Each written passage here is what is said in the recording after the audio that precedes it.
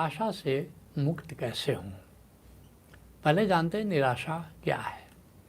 निराशा एक मन स्थिति है, एक मनोरोग है जो निम्न मनोदशा और काम में अरुचि दर्शाती है। एक लो स्पिरिट फील करने लगते हो और किसी काम में मन नहीं लगता। ऐसी मन स्थिति को निराशा कहते हैं, डिप्रेशन कहते हैं।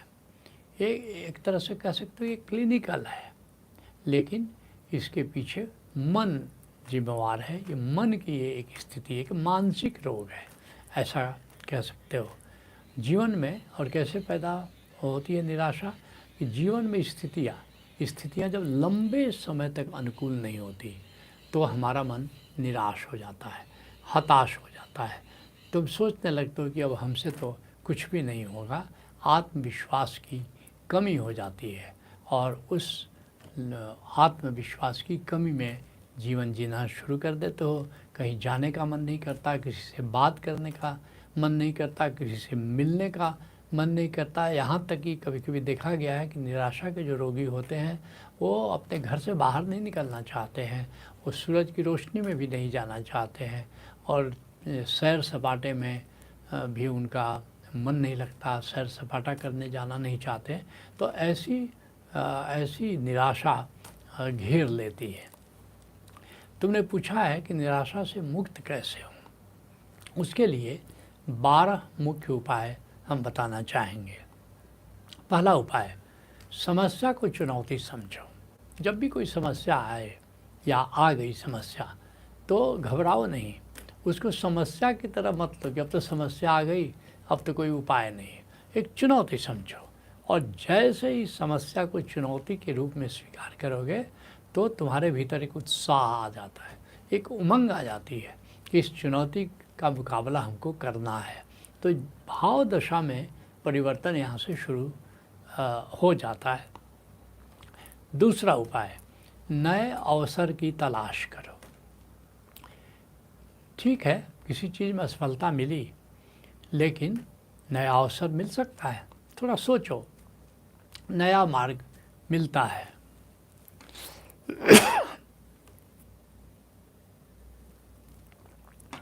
एक बहुत सुंदर गीत है, मुझे बहुत प्रिय है, आखिरी खत, एक फिल्म बनी थी, उसका ये गीत है। एक अंधेरा लाख सितारे, एक निराशा लाख सहारे, सबसे हंसी सौगात है जीवन, नादा हैं जो जीवन से हारे। देखो अंधेरा क्या, एक ही तो है ना, और लाख सितारे, लाखों सितारे आकाश में चमक रहे हैं। एक निराशा लाख सहारे, निराशा तो एक आती है लेकिन हज़ारों हाथ तुम्हें सहारा देने के लिए उठ खड़े होते हैं। सबसे हंसी सौगात है जीवन। जीवन अपने आप में परमात्मा का अमूल्य उपहार है। ये कोई भी घटना घटी, कोई भी असफलता मिली, क्या वो जीवन से ज़्यादा महत्वपूर्ण है? कोई भी घटना लहर की तरह है, सागर की तरह जीवन है। तो इसलिए एक घटना को इतना मूल्य मत दे दो। एक निराशा लाख सहारे, सबसे हंसी सौगात है जीवन। ये जो जीवन है एक उपहार है। नादा है जो जीवन से हारे, वो आदमी नादान है जो कि जीवन से हार जाता है। तो जीवन से हारना नहीं है। फिर तीसरा जो उपाय है वो है, हर घाटी के बाद शिखर आता है। ये जीवन का नियम है। कभी अनुकूल आएगा, अनुकूल का शिखर आएगा, कभी प्रतिकूल की घाटी आएगी। कभी सुख का शिखर आएगा, कभी दुख की घाटी आएगी। कभी सफलता का शिखर आएगा, कभी असफलता की घाटी आएगी। तो ये जीवन का नियम है। तो इसलिए इसको समझो कि अगर कोई निराशा आई है, कोई हताशा आई है, कोई प्रतिकूल घटित हुआ है, तो थोड़ा इंतज़ार करो, नया शिखर तुम्हारा इंतज़ार कर रहा है। नीरज ने एक बहुत सुंदर काव्य लिखा है, घर पा गया तुम्हारा मैं घर बदल बदल कर, मैं चढ़ गया हिमालय गिर गिर संभल संभल कर। ऐसे ही कभी होता है, रास्ते में चलोगे तो अगर उच्चतर शिखर पर हमको चढ़ना है इस शिखर से, तो बीच में घाटी आएगी, ये स्वाभाविक है। तो हर घाटी के बाद शिखर आता है, इस रहस्य को समझो। चौथा उपाय है, परम उद्देश्य को याद रखो। जीवन में परम उद्देश्य क्या है? अर्थ है, धर्म है, काम है, लेकिन मोक्ष परम शिखर है। जो आत्मिक विकास है वो हमारा परम शिखर है, वो हमारा परम उद्देश्य है। तो छोटे मोटे उद्देश्य में अगर असफलता मिली, इससे क्यों घबरा जाना। परम उद्देश्य पर हमेशा निगाह होनी चाहिए, और जो परम उद्देश्य है उसका संबंध बाहर से नहीं है, उसका संबंध हमेशा भीतर से है। तो क्यों निराश होना। अगर मोक्ष ही हमारा उद्देश्य है तो उस रास्ते पर कोई सांसारिक बाधा कैसे हमारे लिए बाधक हो सकती है मोक्ष के मार्ग पर। तो परम उद्देश्य को याद रखो।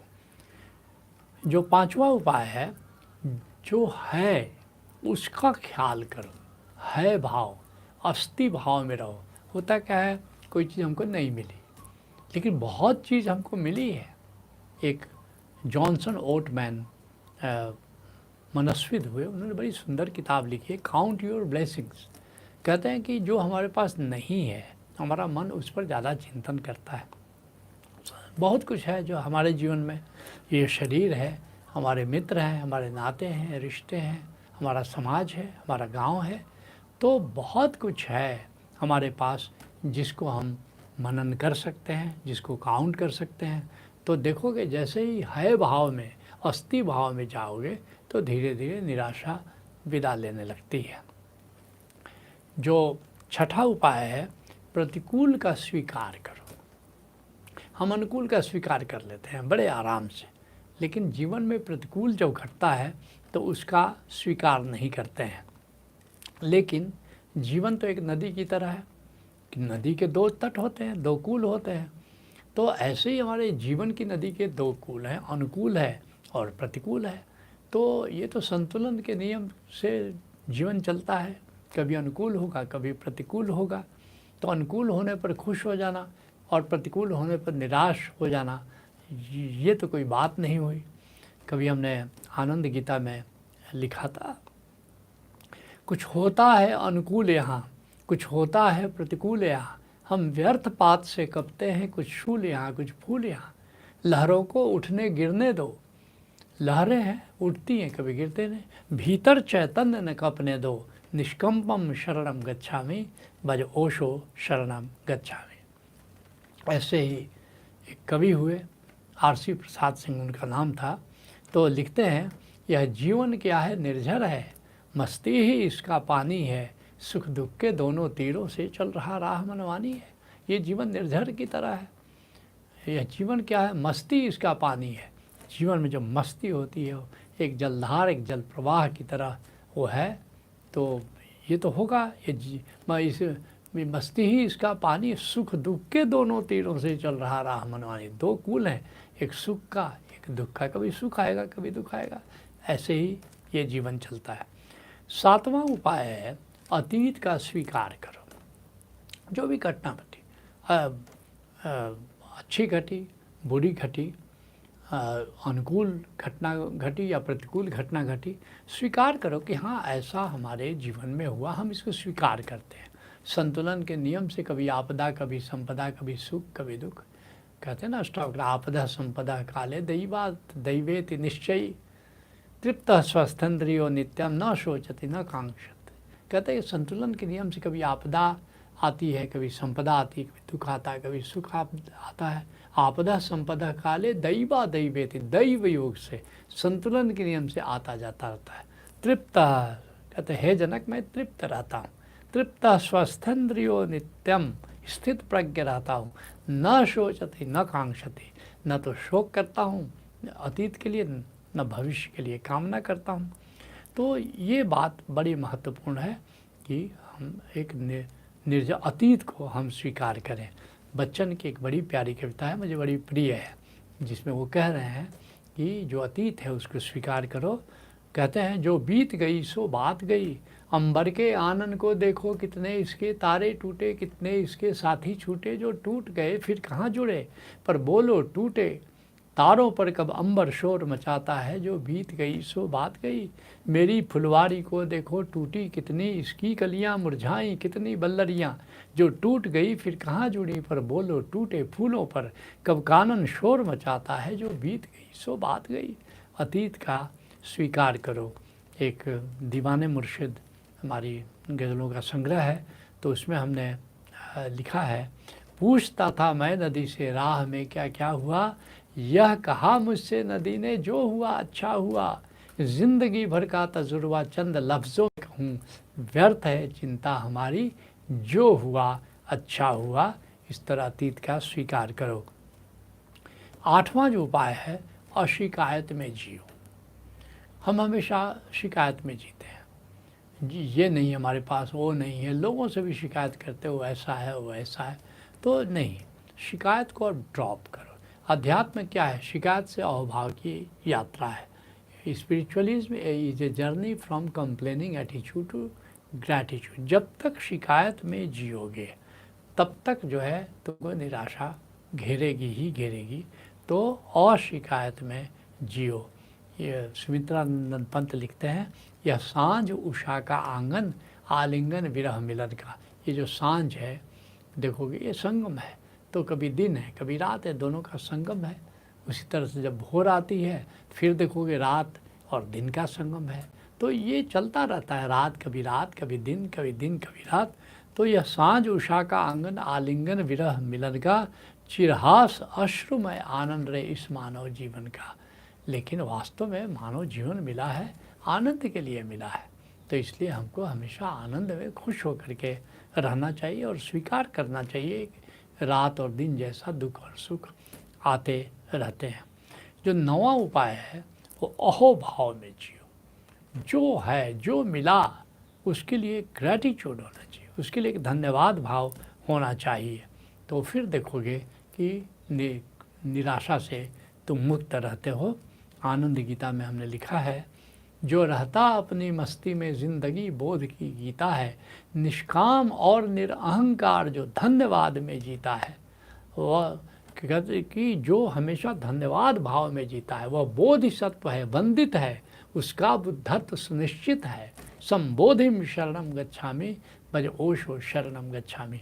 तो हमेशा अहोभाव में रहना है। जो 10वां उपाय है, अब साधना की बात आ गई। अब तक तो प्रज्ञा की बात कह रहे थे। 10वां उपाय है गहरी सांस लो। कभी भी कुछ निराशाजनक स्थिति आवे, निराशाजनक मना स्थिति हो जाए तो गहरी सांस लो।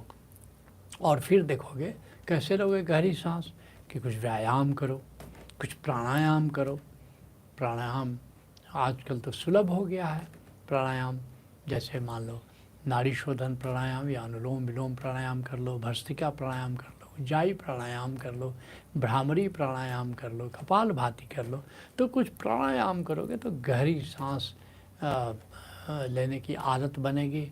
और कुछ व्यायाम करो, कुछ ऊर्जा जगाओ, तो कुछ योग करो, आसन करो, प्राणायाम करो और गहरी सांस लो। और नहीं तो गौतम बुद्ध ने बड़ा सुंदर उन्होंने विधि दी है, आनापान सति योग, अर्थात अंतराकाश जो है उसका स्मरण रखते हुए गहरी सांस लो। हर सांस जैसे उस अंतराकाश की सिंधु से उठ रही है और हर जाती हुई सांस उसी अंतराकाश में विलीन हो रही है। बड़ी प्यारी विधि है, आनापान सति योग करो। तो ये 10वां उपाय है। 11वां उपाय है प्रकृति में रमण करो। इसलिए निराशा के जो रोगी होते हैं वो जल्दी प्रकृति में नहीं जाते, बाहर जाते ही नहीं, सूरज की रोशनी में नहीं जाते, सुबह उठते ही नहीं है। सुबह की रोशनी में प्रभाते हम ऋषि हमारा कहता है प्रभाते सूर्य दर्शनम।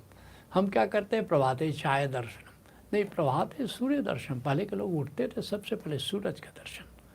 तो सूरज का दर्शन कोई प्रतिदिन करे तो काहे को निराश होगा। ऐसी वृक्ष की हरियाली इतनी प्यारी है, नीला नीला अंबर, ये चाँद, ये सूरज, कितनी सुंदर प्रकृति है। तो प्रकृति के सानिध्य में अधिक से अधिक हमको रहना है। और 12वां उपाय है साक्षी में जिए। ये तो बिल्कुल रामबाण है।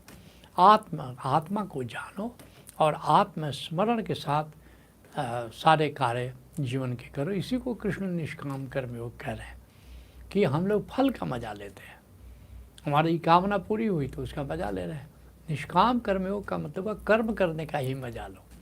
आत्मस्मरण रखो, मैं आत्मा हूँ, इस बात को स्मरण रखो और जो कर्म कर रहे हो उसी का मजा लो। तो फिर निष्काम कर्मयोग में निराशा पास नहीं फटकती।